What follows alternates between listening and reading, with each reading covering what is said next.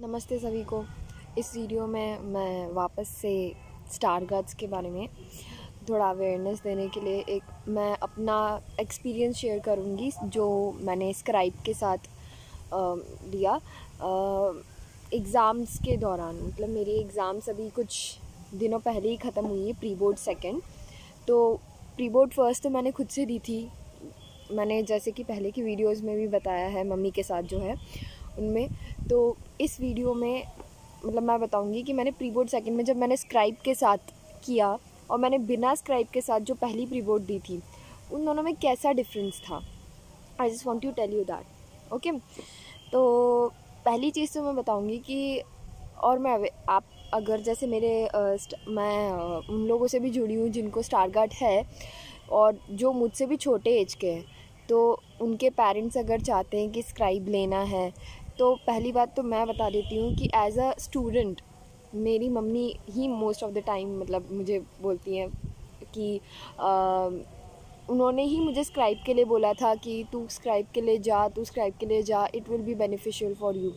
But मैं थी नहीं मम्मी यार प्लीज़, मुझे पता है ना एग्ज़ाम मैं दूंगी ना, नहीं आई डोंट वांट। बिकॉज अब मेरा रीज़न क्या था यार, देखो आप खुद आप अगर देते हो ना एग्ज़ाम तो और मैं ऐसी इंसान हूँ जो एकदम who jots down on the paper, मतलब वो सीधा लिखती है जो एग्ज़ाम में जैसे आपके दिमाग से। पहली बात स्क्राइब मैं कहूँगी कि लो, अगर यू आर विजुअली डिसेबल्ड, मेरा एकदम ओपिनियन चेंज हो गया है कि पहले मैं बोलती थी कि नहीं मम्मी मुझे नहीं लेना है स्क्राइब, या फालतू चीज़ है, मैं लूँगी ना एग्ज़ाम, मुझे पता है ना।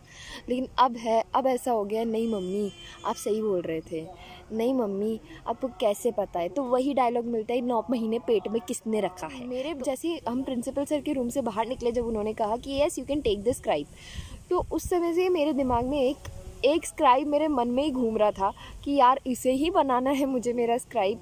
बट अनफॉर्चुनेटली कुछ घंटों बाद, कुछ दिनों बाद मुझे पता चला कि नहीं यार उसे नहीं बना सकते हैं। अब मैं नाम यहाँ पे डिस्क्लोज़ नहीं करूँगी क्योंकि यहाँ उसे नहीं बना सकते हैं क्योंकि I am from the humanities background और वो भी ह्यूमैनिटीज़ बैकग्राउंड की ही है। तो लेकिन मेरा ही क्वेश्चन था ये, and on top of it हमारे स्कूल मैनेजमेंट को भी, क्योंकि वो भी पहली बार किसी विजुअली डिसेबल्ड को एक स्क्राइब दे रहे हैं, है ना, उनके लिए भी फ़र्स्ट टाइम है ये चीज़, मेरे लिए भी फ़र्स्ट टाइम है ये, मेरे पेरेंट्स के लिए भी फ़र्स्ट टाइम है, उस स्क्राइब के लिए भी फ़र्स्ट टाइम है। तो सब थोड़ा है ना डिलेमा में थे कि क्या करा जाए। काम है तो मम्मी सर्च फॉर इट, उन्होंने बहुत आई थैंक हर, उन्होंने बहुत सर्च किया और उनके थोड़े फ्रेंड्स हैं एजुकेशन फील्ड में CBSE से जुड़े, तो उन्होंने बताया हमें कि yes you can take it, हम सेम बैकग्राउंड से ले सकते हैं। तो I was very happy. Political science से स्टार्ट करते हैं क्योंकि मेरा पहला पॉलिटिकल साइंस का पेपर था, तो वो अच्छा रहा। उसमें ऑब्वियसली पहला पेपर था तो थोड़ा अजीब लगा क्योंकि यार खुद ही सोचो, नर्सरी से लेकर 12th तक जो खुद से ही लिखते आ रहे हो, एकदम से आपसे आपकी कलम किसी ने छीन ली और खुद लिखने लग गया और बोले डिक्टेट करो तुम, अजीब लगेगा। और now let's begin with IP में बताना चाहूँ ना, सबसे ज़्यादा जो मुझे प्रॉब्लम हुई ना जिस सब्जेक्ट में, वो आईपी ही है, informatics practices. It is completely based on computer, जिसे नहीं पता है तो आईपी और CS यानी कंप्यूटर साइंस और इन्फॉर्मेटिक्स प्रैक्टिसेस जो सब्जेक्ट होते हैं वो करीब सेम होते हैं, बट थोड़ा सिलेबस में डिफरेंस होता है। और CS मैं पर्सनली मुझे डिफ़िकल्ट लगता है। तो ऐसा हुआ कि इस सब्जेक्ट में मुझे सबसे ज़्यादा प्रॉब्लम हुई। अब क्यों? क्योंकि एक्चुअली इसमें क्या रहता है, इंडेंटेशन लगती है। इंडेंटेशन यानी क्या होता है कि आपने कुछ लिखा, आपने फर्स्ट सेंटेंस लिखा, आप सेकंड सेंटेंस में आपको कितने, इंडेंटेशन यानी स्पेसेस होते हैं, आपको कितने स्पेसेस छोड़ने हैं। अगर आपने वो स्पेसेस गलत तरीके से छोड़ दिए या छोड़ दिए जहाँ नहीं छोड़ने थे, तो आपके मार्क्स कट जाएंगे, बेसिक सी बात है। अब प्रॉब्लम ये थी कि उसका सब्जेक्ट आईपी नहीं है, उसका सब्जेक्ट हिंदी है, ऑप्शनल सब्जेक्ट। मेरा सब्जेक्ट ऑप्शनल सब्जेक्ट आईपी है। तो मुझे बताने में उसको ना बड़ी दिक्कत सी हो रही थी कि वो बहुत जगह ऐसे भी हुआ कि उसने गलती से ऑब्वियसली उसने इंडेंटेशन लगा दिया। अब उस मेरे तो मार्क्स कट जाएंगे ना उसमें, मैं नहीं चाहती थी उसको। तो मैंने बोला कि नहीं ऐसे नहीं करना है। तो मुझे ना मेरे बहुत सारे स्टार गार्ड्स, जैसे मैंने बताया वैसे मेरे मुझसे भी बड़े और मुझसे छोटे भी, मेरे लाइक भैया ये लोग भी जिन्हें स्टार गार्ड्स है वो जुड़े हुए हैं मुझसे। तो उन्होंने मुझे फिर बताया, एक थे उनमें से जो मुझे रोज़ पूछते थे कि आप कैसा गया एग्ज़ाम, तो I was like really motivated जो भी वो बताते थे मुझे कि कैसा करना। तो मैंने उनको बोला भैया नहीं गया, IP का था आज। तो बोले कि अच्छा। तो उन्होंने फिर बोला कि एक काम करना कि रफ़ वर्क जो रफ़ पेपर ले जाना और रफ़ पेपर में उसको एक एक चीज़ करके दिखाना and then let show to her. मैंने बोला मैं कैसे दिखाऊंगी, मेरी हैंडराइटिंग उसको समझ में नहीं आती है, बट स्टिल मैंने थोड़ा फिर भी किया ढंग से। मैंने IP के पेपर में मैंने फर्स्ट सेंटेंस लिखा, फिर थोड़ा उसको प्रॉपरली मैंने ना पेपर में लिख के, रफ़ पेपर में मैं लिख रही थी और मैंने उसको बोला कि सीधा कॉपी पेस्ट कर। फिर ऐसा नहीं कि मैंने उसको बोल दिया कॉपी पेस्ट कर फिर नेक्स्ट क्वेश्चन पे बढ़ा, ऐसा नहीं। मैंने उसको बोला है, फिर मैं उसको लिखने के बाद मैं चेक भी कर रही थी कि उसने सही लिखा है कि नहीं। तो बहुत बार ऐसा हो रहा था कि उसने शायद कुछ गलत लिख दिया, तो मुझे यहाँ पे ये नहीं करना था यार, ये गलत कर। सब्जेक्ट पे मुड़ते हैं हिस्ट्री पे। हिस्ट्री में भी सही रहा था, इतना ऐसा कुछ नहीं था कि बहुत पहाड़ जैसा लगा मुझे। It was good. Cartoon based questions political में, हाँ इसमें इतने नहीं रहते हैं, हाँ तो नहीं, हिस्ट्री में भी इट वॉज़ गुड।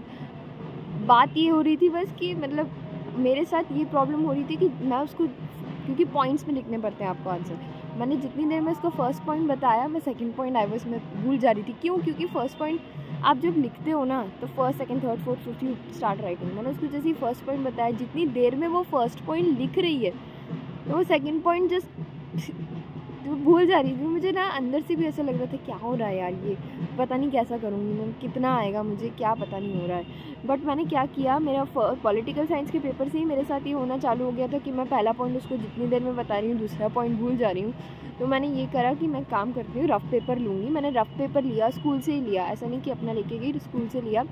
और तो मैंने उसमें फिर लिखा, मेरे फर्स्ट सेकंड पॉइंट के मैंने क्रक्स लिख लिए और उसको फिर मैं बताते जा रही थी, तो it became easier for me. मेरे साथ ना ये चीज़ हो रही थी कि MCQs मैं मतलब मेरी स्क्राइब चली गई थी, उसके बाद उसको थोड़ा जल्दी जाना था इसलिए वो चली गई थी। तो मैंने अपनी आंसर शीट हिस्ट्री की ऐसी टैली कर रही थी अपने क्वेश्चन पेपर से। तो मैंने देखा यार मैंने जो उसको बताया है, सिर्फ MCQs में मैंने जिसको बताया है वो, जैसे फर्स्ट का B है तो उसने D लिख दिया है, फर्स्ट का A है तो उसने कुछ और लिख दिया है।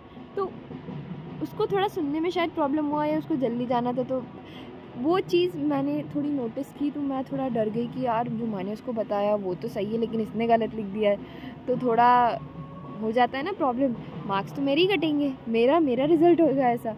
तो फिर मैंने मेरे टीचर्स से भी शेयर की ये बात। उन्होंने मुझे सजेस्ट किया कि जब नेक्स्ट टाइम तुम बताओ तो उसको इस तरह से बताना कि बी फॉर बॉल, है ना, प्रॉपर। वो एक्चुअली वो मुझसे ऐसे ही पूछती थी, बट शायद मेरे तरफ से ही गलती होगी कि मैं उससे अच्छे से नहीं बता पाई, या क्या हुआ कि वो जो मैंने उसको बताया वो प्रॉपर नहीं था, उसमें मुझे आंसर शीट में वो नहीं लगा। सिर्फ मैंने आपसे डिटेल में प्रोज एंड कॉन्स, प्रोज मैं वापस बता देती हूँ। प्रो मेरा प्रेजेंटेशन में आपका अच्छा रहेगा, क्योंकि मेरी हैंडराइटिंग ख़राब थी तो हैंडराइटिंग अब सुधर गई है, मेरी नहीं स्क्राइब की, है ना। तो आंसर शीट में आपका प्रेजेंटेशन सही रहेगा। दूसरी बात आपका प्रोज में ही बताऊँ मैं तो आपका जो है हैंडराइटिंग आपकी सही जाएगी, एकदम प्रॉपर जाएगी, तो है प्रेजेंटेशन भी सही रहेगा। कॉन्स में मैं आपको दो चीज़ें बताऊँ तो मेरा है ना एक्सपीरियंस, तो मैं बताऊँगी कि लोगों के लिए अलग हो सकता है, मेरे लिए था कि MCQs में मैंने थोड़ी डिफ़िकल्टी पाई। तो ये मेरा मेन मोटिव था ये बनाने का वीडियो। तो थोड़ा लंबा जा चुका है, नो इट, क्योंकि मुझे नहीं आइडिया कैसे बनाते हैं और ये थोड़ा टॉपिक ही ऐसा है कि थोड़ा लंबा हो जाता है। तो प्लीज़ टाइम निकाल के थोड़ा देख लेना, है ना। अगर आपके मुझसे अलग कोई विजुअली डिसेबल्ड आपके फ्रेंड हैं, है ना, कोई तो होगा ही, तो उसे भेजो, है ना। Yes, thank you.